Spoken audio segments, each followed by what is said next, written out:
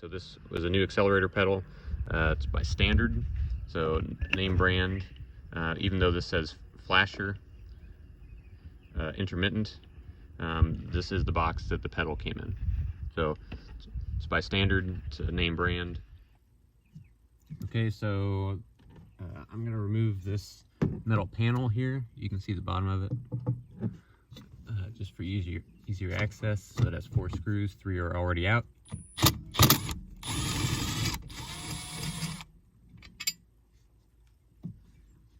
Okay, just swing that down. It still has the hood release attached to it, and that's fine. So I just want to show you what the pedal looks like installed. This is the old one. It just has a plug on the top that will be very easy to remove, and then it has 3 fasteners, 3 nuts actually, that are on studs. So there's 1, and then 2 and 3 are on the other side. You can see one of them right there, and the other one is up above. If we look at the new pedal, you can see where they will be. So 2 on the right, 1 on the left. And I'm gonna go get a socket to take those out. Okay, so I got my socket. It's a 10 millimeter. And I'm gonna try to get all 3 of them off here.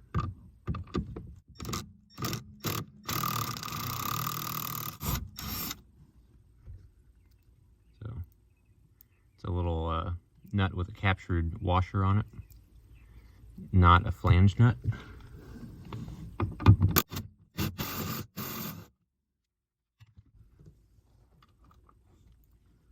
Number 2.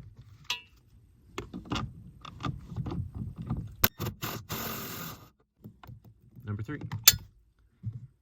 So very easy. And now I will take that plug out.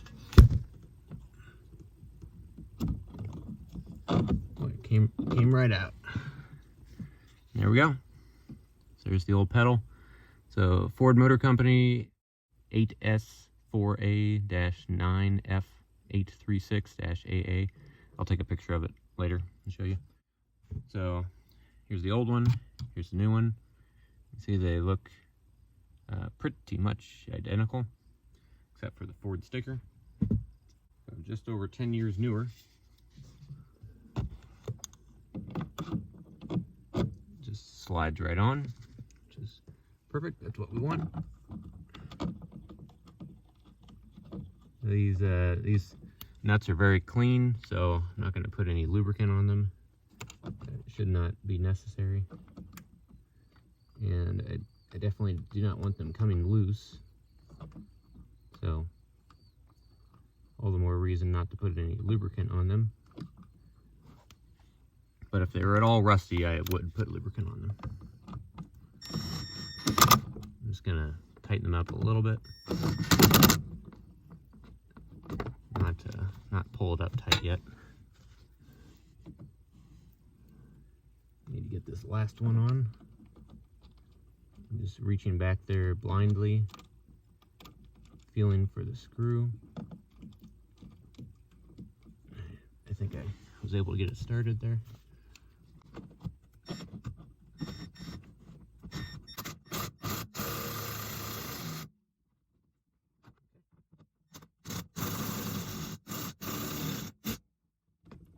Doesn't need a lot of torque. This is noisy because there seem to be, maybe they're lock nuts. You know, they're going on with some resistance. But once it snugs up, I'm not tightening it much more than that.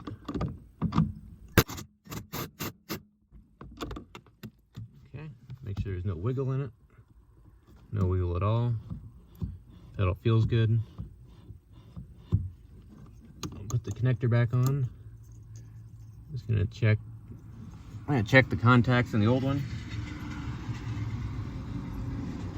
Contacts in the old pedal look very, very, very clean. No corrosion, so I'm not gonna worry about putting any grease on them, on this connector or anything. I don't think it's having issues with corrosion. Okay, just clicked on. So that's it. Got a new pedal. And then again, here's just a close-up of the new pedal installed. Got all 3 nuts on and got the connector on right there. So now I'm just going to put this panel back on and the job will be done.